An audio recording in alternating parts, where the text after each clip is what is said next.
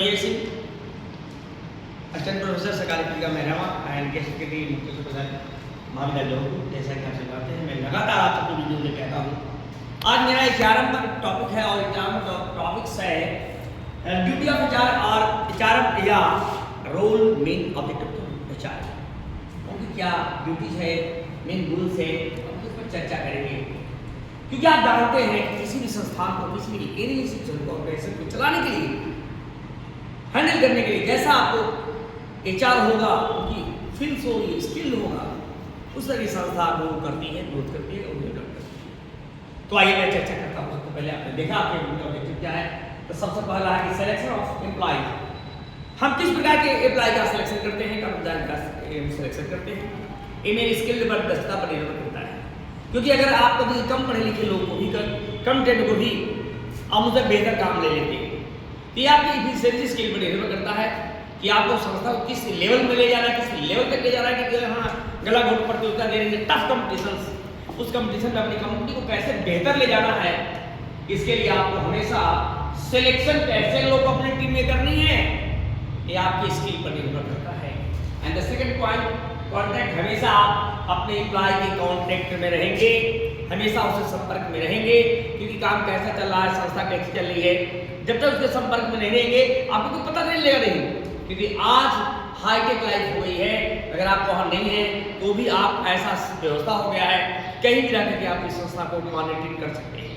क्योंकि मॉनिटरिंग करते रहेंगे तो आपको पता चला गया कि जो मेरे यहाँ एम्प्लॉय कर्मचारी है वो काम कर रहा है, हिलावाली कर रहा है, काम रियली वो काम को अंजाम दे रहा है, नहीं कर रहा है, मेरी इनपुट कितने लग रही है, आउटपुट क्या हो रही है, वो सारी चीजें मॉनिटरिंग करके आप उसको क्लियर कर सकते हैं।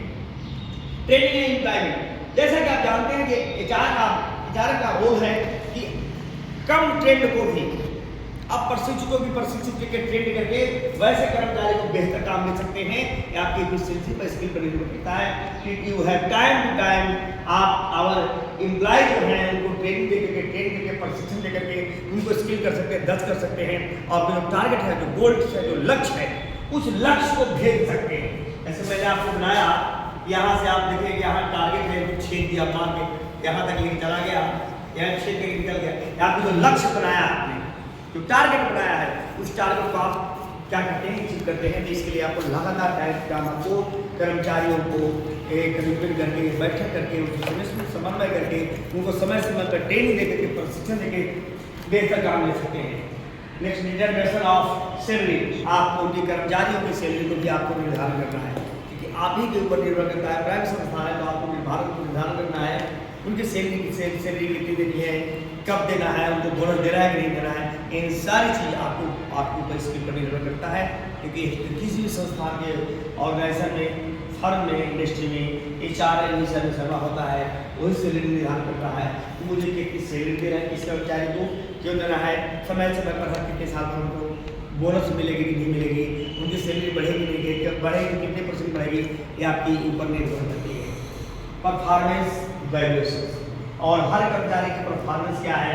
अगर बेहतर परफॉर्मेंस है तो आप उनको समय समय पर रिवार्ड भी दे देंगे, उनको प्रोत्साहन करने के लिए, बढ़ावा देने के लिए, मनोबल को बढ़ाने के लिए। अगर एक आदमी को अगर मिला, गिफ्ट मिला, प्रोत्साहन मिला और उनको सम्मान मिला, तो ऐसे हर कोई रिकग्निशन के लिए ललायत रहता है और अच्छा काम करके, अच्छी आउटपुट दे करके कंपनी को बेहतर ले जाएगा, उसमें कंपटीशन हो जाती है और कंपनी बहुत आगे बढ़ जाती है। ये सारी लायबिलिटी एक HR के ऊपर निर्भर करता है ना। Protection of welfare employ. हर एम्प्लॉय के लिए प्रोटेक्शन कल्याण बोर्ड होता है। क्या होता है, संरक्षित देश सुरक्षा देते हैं। हर कर्मचारी को आपको कल्याण को सुरक्षा देना है, उनको समय समय पर अगर कोई चीज़ हो जाता है, नुकसान हो जाता है, तो उनकी सुरक्षा कैसे मिलेगी, उनको कैसे सुरक्षित करेंगे। तो एक कोष गठित करते हैं, उसका नाम प्रोटेक्शन ऑफ वेलफेयर एम्प्लॉय है ना। कर्मचारी के लिए एक कोष गठित करते हैं, प्रोटेक्शन करते हैं, संरक्षित करने के लिए सुरक्षा कैसे दी जाएगी, ये सवाल एक कोष होते हैं, उस कोष के माध्यम से अपने कर्मचारियों को व्यवस्थित करते हैं। लास्ट है एम्प्लॉय रिलेशन।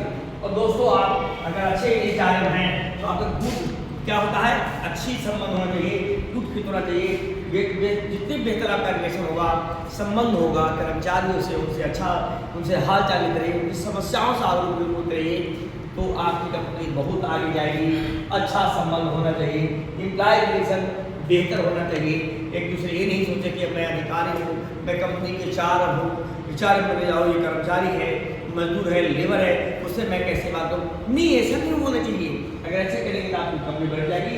और आपके जो गोल्स है, क्या है आपका जो गोल्स है, वो गोल्स क्या होगा, या जो टारगेट आपने रखा है, ये टारगेट क्या होगा, सब डूब जाएगी। इसलिए आपको हमेशा टारगेट ये ध्यान रखना चाहिए कि चार का किस तरह के फर्स्ट होता है, फंक्शन होता है, उनकी ड्यूटी क्या है, रोल क्या है, उनकी मेन ऑब्जेक्टिव क्या है। अगर आपने जान लिया, अगर उसको बेहतर ढंग से हैंडल कर लिया, तो आपकी कंपनी बहुत आगे जाएगी और आपकी कंपनी बहुत चार चांद लग जाएगी। क्योंकि यहाँ आए दिन कंपटीशन बढ़ रही, नई कंपनियाँ मार्केट में लॉन्च हो रही है, वहाँ हम अपने आप को कैसे स्थापित करेंगे, कैसे सर्वाइव करेंगे, ये सब चीज़ें आपकी स्किल्ड पर निर्भर करता है। अगर आप स्किल्ड है तो आप रियली में पूरा बहुत आगे जाएंगे और अपने जो लक्ष्य है, टारगेट है, कंपनी किस लेवल तक ले जाना है, हैंडल करना है, उसको आप अचीव कर लेंगे। थैंक यू, धन्यवाद। मेरा channel study point doctor Vijay Singh, उसको लाइक सब्सक्राइब जरूर करिएगा और लगातार मेरा वीडियो आते रहता है आपके लिए।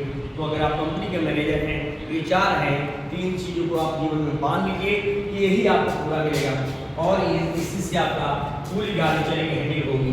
अगर ये सब जान लिया तो मैं लिख दे रहा हूँ, आपकी कंपनी कभी डैमेज नहीं होगी। धन्यवाद।